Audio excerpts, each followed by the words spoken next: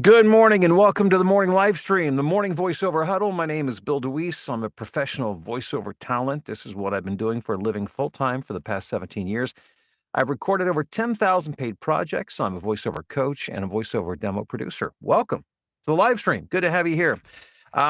This is like I had a false start. This is like my second attempt this morning. For some reason, the first didn't seem to want to connect. If you did see me, I didn't realize it, and I apologize for shutting it down, but it looked like I wasn't going live. So anyhow, if you don't know what I'm talking about, disregard what I just said. So I received the coolest email yesterday. It was like, I mean, seriously, it was the coolest email. And I get so many nice and kind emails from so many great people. And this is what spurred me on to think about the topic for this morning's live stream here on YouTube. So this comes from Glenn. Glenn is a student in my VoiceOver Blueprint program, and he sent me this email yesterday. I was just thinking this morning about how thankful I am that I came across your videos and started my voiceover journey, teething on your voiceover blueprint. I received my first voices.com job last week. Congrats, Glenn. That's a big deal. I've been auditioning, not getting jobs, but not giving up. Like you say in the first video, you set expectations that it's a journey. The job was a live directed session, which I completed for the highest dollar award that I have received. I thought I blew it. 1 week later, the same producer reached out to me directly to book a second job and another directed session for the same client. Watching you do live directed sessions, and by the way, the students in my blueprint get a chance to watch me as I do these sessions. So he's saying, watching me do those sessions and the foundation planted by you put me light years ahead of what I could possibly have done on my own and gave me the confidence to be professional with industry professionals. Thank you, Bill. Your talent goes far beyond the mechanics of voiceover. Glenn, thank you for that kind remark. And it just, when somebody talks about going through that process, a flood of memories will come to me, just thinking back on just the entire journey of voiceover. And of course, this morning thinking specifically of doing directed sessions. And if you've never done a directed session where a client and or a producer or director is directing that session, it probably causes a great deal of anxiety. Your palms are probably sweating. Check. Your palms are probably sweating right now just thinking about it. Even if you've done directed sessions, your palms may still be sweating. I have recorded hundreds, maybe over 1,000. I don't know. I have not kept track, nor have I even tried to keep track. It's been a lot of directed sessions. And I will tell you that they're special. And the reason they're special is because typically as voiceover talent, we don't get a lot of feedback for what we do in our auditions. And oftentimes, even in the final work that we do, it's very transactional. Somebody orders or they ask for the job, we do the job. They may come back with a few, ideas or thoughts they want us to implement. But in terms of just, somebody just really play by play, line by line, phrase by phrase, giving us the feedback that they want, we don't get that typically, except in a directed session. A directed session, for those who may not be familiar with what I'm talking about, is when the client and or a director or producer is directing you. It could be remotely where they're on a telephone line or on Zoom or on Skype or on Microsoft Teams or any variety of platforms. Google Meetings could be any of those things, or it could be Source Connect, which is an industry standard software program that will connect your studio to a remote studio, providing professional quality audio back and forth. Or it could be in person, the old-fashioned way.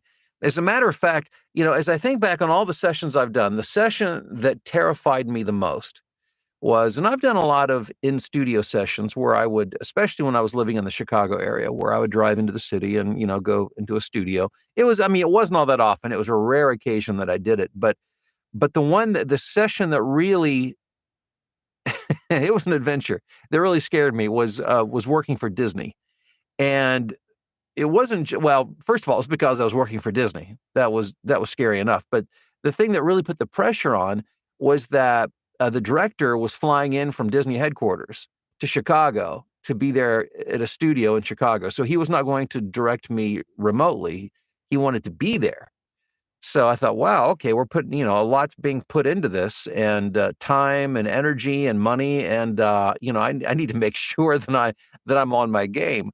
Well, long story short, I was absolutely terrified. But it went great. It went great. As a matter of fact, it went so well, it was the beginning of a long relationship. And going forward after that, he didn't feel the need to be there in a studio. So that happens on occasion. A director will want to be with you the first time just to see how you operate, how you perform, how you work under those conditions. And if they feel like they can work with you remotely and don't need to be there with you, they'll do that. And so future sessions, he would just hop on a telephone and direct me as I recorded in my home studio. So that was that was pretty cool. But there are some things that I learned along the way and some tips that I want to share with you because I've been in just about every scenario imaginable. And the first is this: it really reframe it because it is a treat, because we just don't get the opportunity to get feedback like that very often. And so when somebody can actually tell you what they want, that's gold. It means there's no guessing involved, that we know precisely and exactly what the client wants. So you have to kind of bask in the glow of that. I mean, it is a treat because there are no questions. You know beyond a shadow of a doubt exactly what the client wants. So enjoy that. Relax, take deep breaths. I'll just stop myself and think, Bill, breathe. Because what happens when we get nervous or, performance anxiety, oftentimes we won't breathe deeply and slowly. And so physically by doing that, it just helps me to rest my mind and relax my body and allows me to do my best work. And keep this in mind. They already like you. Think about that for a second. You're not a random person they chose off the street. They chose you because they heard you and they liked what they heard. Chances are you had to go through an audition process, maybe several audition processes where you were called back and maybe called back and maybe called back again. They chose you because they like you. So you've got nothing to prove. All you have to do is go in and be yourself. And that can take a great pressure off your shoulders just to remind yourself that they already like you. You won the job. It's not like you're going in from scratch and having to prove yourself. It's not a cold kind of interaction. It's a very warm interaction because they know you, they like what you do. Next tip: listen, don't talk. Your job is not to be the entertainer. It's not to set the mood for what's going on. It's not to give feedback on the way you think things should be done. It's not to even ask what they think about what you did. That would just make you seem very insecure, even though you may be insecure. You never want to let them know that. It's to listen. Now, if they ask you something or they interact with you, certainly be personable. Yes, but remember, this whole session it's not even about you. Even in that session I was talking about with Disney, even though they went to great expense and time, for this to happen, and it seemed to be revolving around me because I was the talent for the project. That project was not about me. The project it was about the end result. It was about the story that needed to be told. It was about the recording that was going to be made and how it was going to be used in the end result. It wasn't about me personally. So don't make it about you. One way or the other. Don't get too full of yourself because of it, and don't get down on yourself because of it, because you trip over a line or, you're a human being. Give yourself a break. But just remember, it's not about you. You are there in service to the story and to the client, and don't make it about anything other than that. So if you simply listen, you'll understand and learn what it is that the client wants, and you can give it to them. And let me just say this. This will be my final thought. There are a few things more satisfying, especially to a voice talent, than to be in a session and for a client to say, yeah, that's what I wanted. Good job. Thank you for that. And the only way you get there is if you listen. Doesn't mean you'll nail it the first time, you know? And you don't need to. You don't need to be perfect. Nobody is. That was one of the first lessons I learned early on in my career. Nobody expects perfection. That's why they schedule recording sessions to go an hour or two, not for 3 to 5 minutes, because it takes a while to get what they want and to make sure they got plenty of options to work with. That's just the process.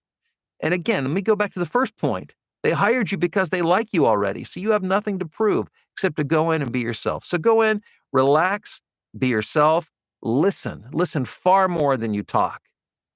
And if you do that and keep the focus on the story and on the client, you will do just fine. And the more of these that you do, the more confidence you'll gain. And you'll get to a place where you'll enjoy the process and you'll make friends, you'll develop relationships, and it will become a very special aspect of what you do.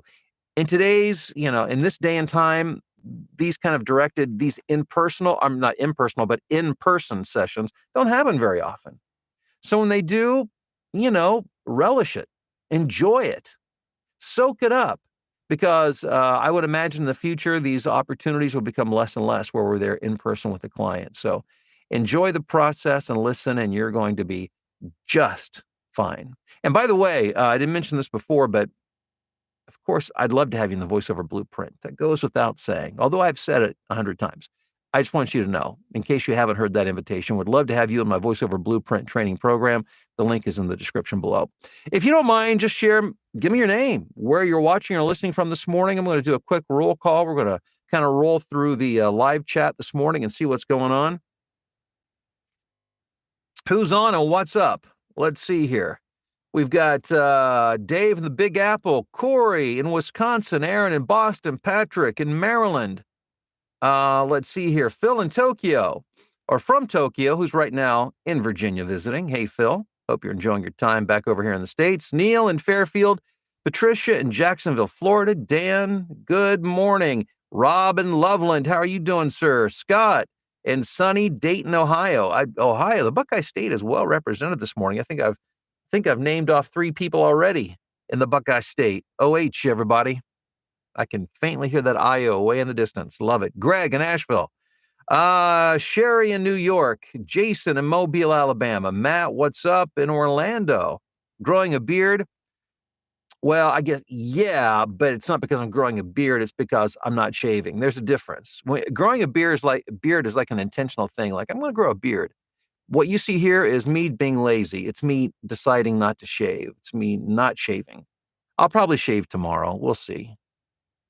Now that I don't have to go to an office to work, I'm in sweats too. I'm wearing sweatpants. And I mean, you don't want to see the full picture because it only gets worse from here. We've got Sherry in New York, Jason, Mobile. I think I mentioned that. Rita in Tucson. Good morning. Guy in St. Louis. Claire, what's going on? Oh, Claire says, this is my first time catching you live. Thank you, Claire. Good to have you here this morning. Bruce, happy hump day to you in Louisville, Kentucky. And let's see here. Craig, good morning to you in Wichita. Rusty in the UP of Michigan. Anthony and Vivian, good morning to you in Tennessee. Janet in Fleming Island, Florida. Hey, Bob, how are you doing in Clearwater, Florida? Gregory, good morning to you in Ringgold, Georgia. Monica is in Poland. My second ever job was a directed session. I was nervous, but it went well. Monica, awesome. Hey, congrats on that. Love it. Thanks for checking in this afternoon. Tamara, good morning to you in North Dakota. New to the blueprint, learning a lot. I know there's a lot to learn. But it's good to have you in our own very own voiceover university. So welcome, Tamara. And if I got that right, or wrong, I'm sorry. I apologize. Correct me if I was wrong. Drop me an email or something in the chat in the blueprint so I know. Jeremy in Columbia, Missouri, just booked his first audiobook. Well, you know what that means. Ring the bell for Jeremy here. Way to go, Jeremy. Congrats. Tanya, happy hump day to you from South Philly. Mark in Albuquerque. Eric in Richmond, Texas, that is. Tim, good morning to you in Altoona. Marketing indeed. Yes. Barb, good morning in Ann Arbor. Claudia, hello to you in New York. Hey, Steve. Hey, Meryl, I agree regarding a directed session, especially when there's a team of people on the call listening. Good morning from sunny northern New Jersey. Oh, Meryl, that reminds me. I've got to tell you, this is another session I did. This was in another studio in Chicago. This is ARU Studios at the corner of Michigan and Ontario, I think. Anyhow, it's one of my, Mark, who runs a place. I got to know him a bit over the years and really enjoyed working there. And I remember one session in particular, I don't even remember who this was for, but here's what I remember about it. There was a team of people from the marketing agency for this particular account. And so, those of you who haven't been directed by committee, that's kind of its own, and maybe we'll do a conversation about that some morning. So it's not like one person; it's a team of people. But although did have a designated spokesperson, which was, and they were very professional. I mean, it went really well. But as I stood in the booth and through the glass, I could see it was 5 or 6 people from the marketing agency, and so I would, they say, okay, well, read. So I read. And when I'm done, I look up and I can see these 5 or 6 heads. They're down with pens in hand, making notes. So talk about nerves. Every time I would speak, I would look up and they're all writing notes about what they just heard me do. And then I could see, I can't hear them because I'm in a soundproof booth, but I can see them getting together and discussing their notes for a few moments. And then the spokesperson would emerge from the huddle and say, okay, Bill, so let's do this or let's try that. But every time I would talk and look up, and this happened over and over and over again, these 5 or 6 people would be frantically writing notes and then coming together and talking about what they just heard me do.